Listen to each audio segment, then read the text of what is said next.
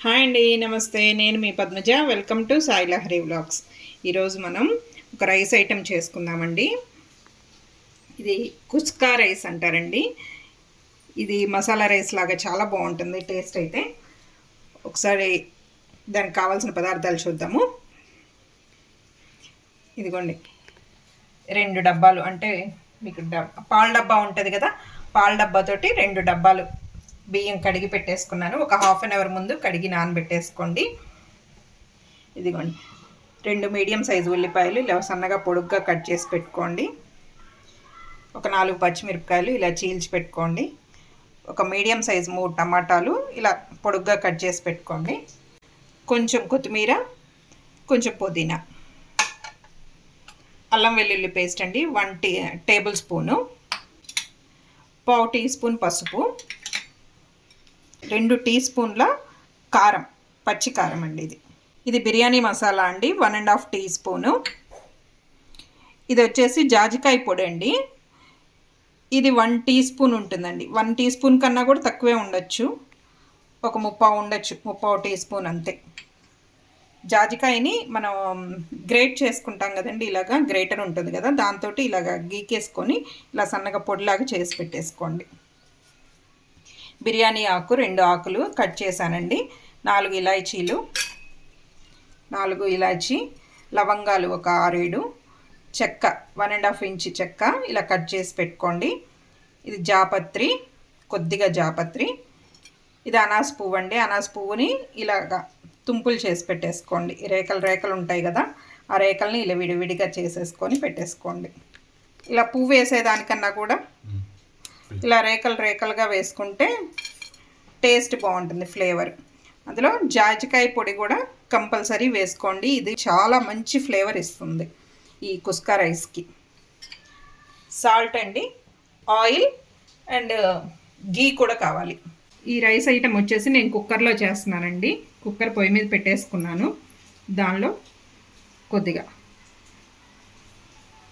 1.5 table spoon oil, 1 table spoon నెయ్యి. ఇదిగోండి, oil గీ 2 వేడెక్కినవి. దీనిలో బిర్యానీ ఆకు, తాలికలు, లవంగాలు, చెక్క, జాపత్రి, స్టార్ అనాస్ మొత్తం వేసేసానండి. ఇది ఒక్కసారి అలా వేయించుకోండి. కొద్దిగా చిట్పట్ మనగానే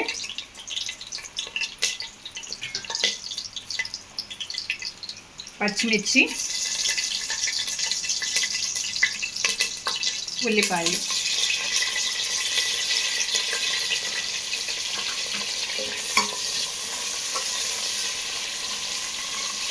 ఈ ఉల్లిపాయలు కొంచెం ఎర్రగా ఏగనివ్వండి.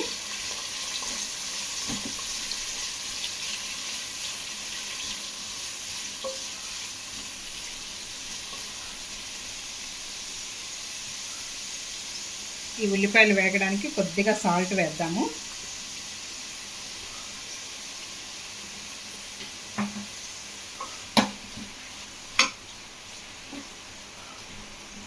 హైలోనే పెట్టుకొని కొంచెం ఎర్రగా వేయించుకోండి.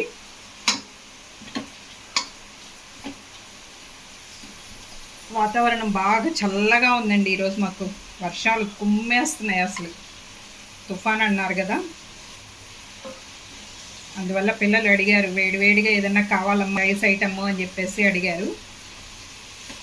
అందుకే కుస్కా రైస్ చేస్తున్నానండి. టేస్ట్ అయితే చాలా బాగుంటుంది, తప్పకుండా ట్రై చేయండి.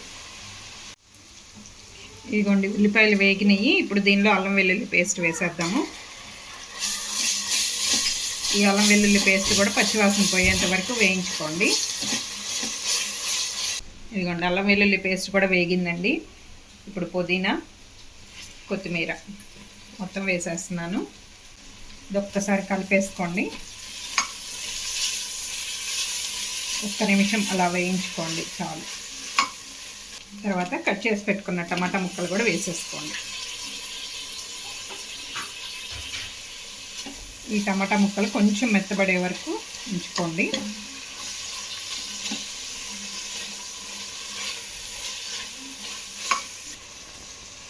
ఇదిగోండి టమాటా ముక్కలు కూడా మెత్తబడ్డాయి. ఇప్పుడు పసుపు, కారం, ఇది పచ్చి కారమేనండి, బిర్యానీ మసాలా, జాజికాయ పొడి. ఈ మసాలాలన్నీ కలుపుకోండి. ఇది మసాలాలు వేసేటప్పుడు సిమ్లో పెట్టుకోండి, మాడిపోకుండా ఉంటాయి. ఒక్క నిమిషం అలా వేయించుకోండి. మసాలాలు మాడిపోతాయి అనే డౌట్ ఉంటే కనుక కొద్దిగా నీళ్లు వేసుకోండి. ఒక 2-3 టేబుల్ స్పూన్ల నీళ్లు వేసుకోండి చాలు.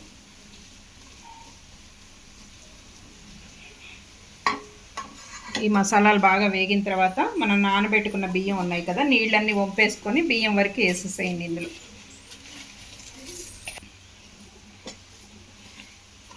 బియ్యం వేసేసుకున్న తర్వాత మసాలాలు మొత్తం కలిసేట్టు బియ్యానికి బాగా పట్టేట్టు కలుపుకోండి. నెమ్మదిగా కలుపుకోండి.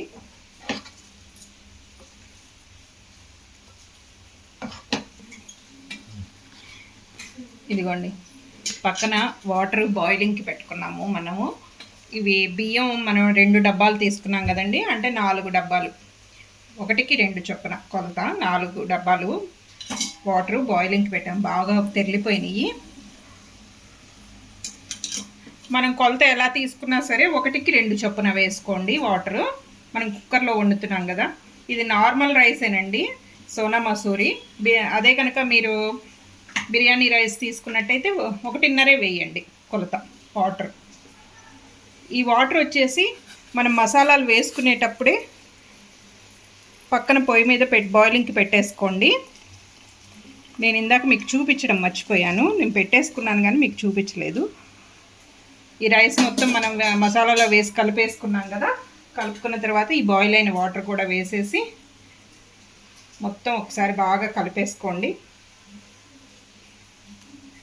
మనం సాల్ట్ ఇంతవరకు వేయలేదండి, ఇప్పుడు వేసుకోండి. రైస్కి సరిపడా సాల్ట్ మొత్తం ఎంత కావాలో అంత మీ టేస్ట్కి తగ్గట్టు వేసుకొని ఒకసారి కలబెట్టుకొని టేస్ట్ చూసుకోండి. సాల్ట్ సరిపోకపోతే మళ్ళీ వేసుకోండి. ఈ హాట్ వాటర్ వేసుకోవడం వల్ల తొందరగా అయిపోతుంది మనకి రైస్.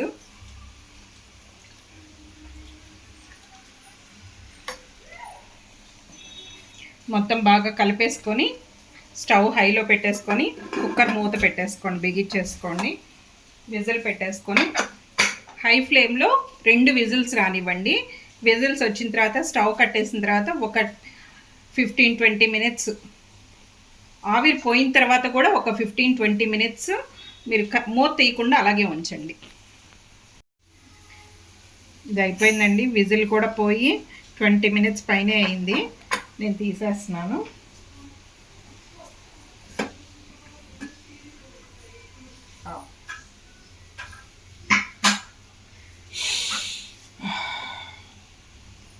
స్మెల్ అదిరిపోతుందండి.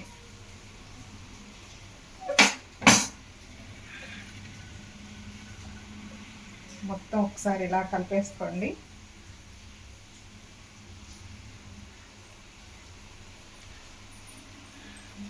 కలర్ కూడా చూసారా అసలు ఎంత బాగుందో.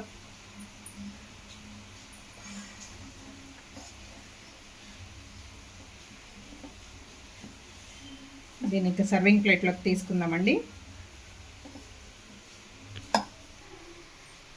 ఇదిగోండి రెడీ అయిపోయింది వేడి వేడిగా కుస్కా రైస్ విత్ గోంగూర పులుసు కూర.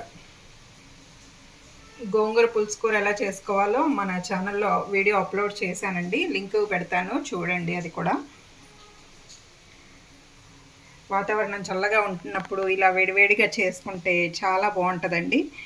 ఒకసారి ట్రై చేసి చూడండి, తప్పకుండా నచ్చుతుంది మీకు. ఎప్పుడూ చేసుకునే రైస్ ఐటెం లాగా కాకుండా ఇది కొంచెం వెరైటీగా ఉంటుంది, చాలా బాగుంటుంది. ట్రై చేయండి, మస్ట్ ట్రై చేయండి. ఈ వీడియో మీకు నచ్చిందని అనుకుంటున్నాను. నచ్చితే లైక్ చేయండి, షేర్ చేయండి. కొత్త వాళ్ళు ఎవరైనా చూస్తున్నట్టయితే సబ్స్క్రైబ్ చేసుకోండి. Thank you for watching.